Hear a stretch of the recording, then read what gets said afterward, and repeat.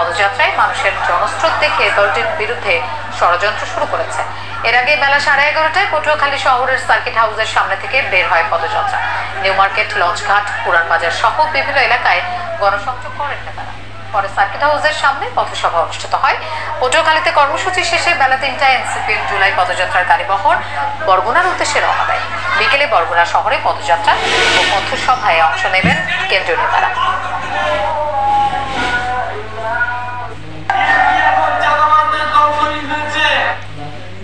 আসসালামু আলাইকুম, সবাইকে স্বাগত জানাই এখনকার সংবাদ বিশ্লেষণে। আপনারা শুনলেন কিভাবে এগিয়ে যাচ্ছে এনসিপি, এবং এনসিপি এগিয়ে যাওয়ার পাশাপাশি আরেকটি বিষয় আমরা লক্ষ্য করছি, সেটি হচ্ছে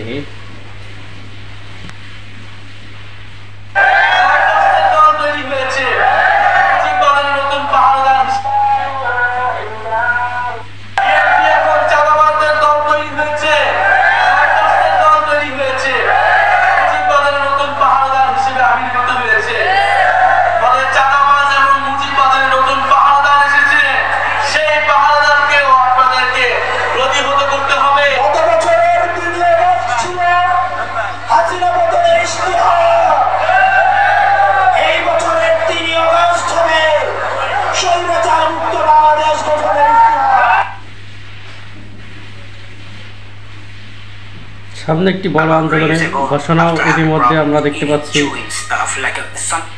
দিতে যাচ্ছে সার্জিস আলম হাসনাত আবদুল্লাহ এবং নাহিদ ইসলাম সহ অন্যান্য যারা আছেন। তো তাদের পদযাত্রা চলছে সারা বাংলাদেশ ব্যাপী, মূলত জনসংযোগ তৈরির জন্যই তাদের এই পদযাত্রা। এই পদযাত্রাতে অংশগ্রহণ করছেন হাজার হাজার অনুরাগীরা, ভক্তরা।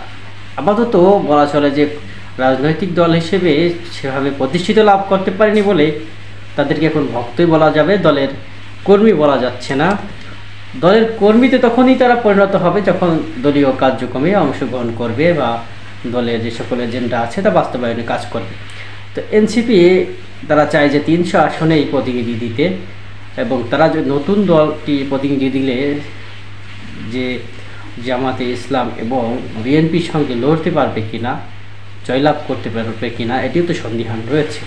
তবে কিছু সিট তারা পেতে পারে। তো এই কিছু সিট দিয়ে তো বিবেচনা করা যায় না। বর্তমানে জনপ্রিয়তায় তুঙ্গে রয়েছে বাংলাদেশ জামাতে ইসলাম।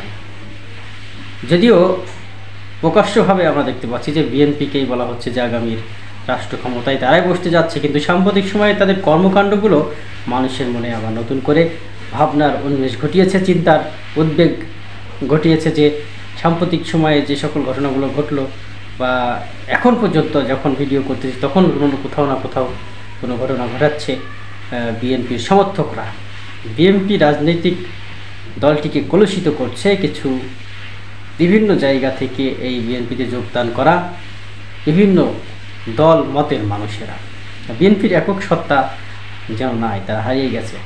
তারা নির্বাচনে জয়লাভ করার জন্য আওয়ামী লীগের দ্বারস্থ হচ্ছে। আওয়ামী লীগের যে সকল কর্মীরা ছিল তাদেরকে দলে টানার জন্য অনেককে ক্ষমা করে দিয়ে তাদেরকে শেল্টার দিচ্ছে, অর্থাৎ তাদের আত্মরক্ষার জন্য কাজ করছে। এই কাজগুলো করার কারণেই বর্তমানে যে সকল অপকর্মগুলো ঘটছে সে সকল বুদ্ধি কোথা থেকে পাচ্ছে বিএনপি?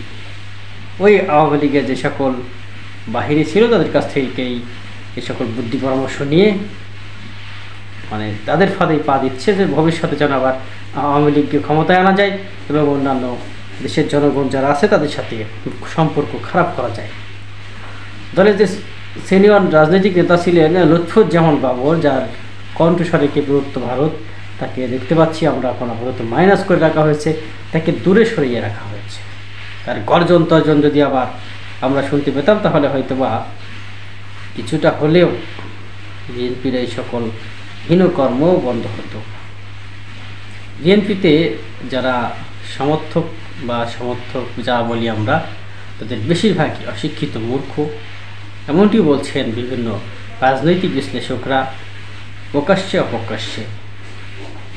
যাই হোক, কোনো দলেরই যথোপযুক্ত কর্মী বাংলাদেশে নাই। তবে তরুণ প্রজন্ম যদি তারা এনসিপির সঙ্গে যুক্ত হয় তাহলে হয়তো বা অন্যান্য যে সকল দলগুলো রয়েছে, ইসলামিক দলগুলো, সেখানেও আমরা দেখেছি যে তরুণ প্রজন্মর বেশ উপস্থিতি। তো এটা যদি বহাল থাকে তাহলে অবশ্যই আমরা দেখতে পাবো একটি নতুন বাংলাদেশ, শিক্ষিত বাংলাদেশ, শিক্ষিত সমাজ, সেই দিনটির অপেক্ষায় প্রত্যেকেই রয়েছে। ধন্যবাদ সবাইকে ভিডিওটি উপভোগ করার জন্য।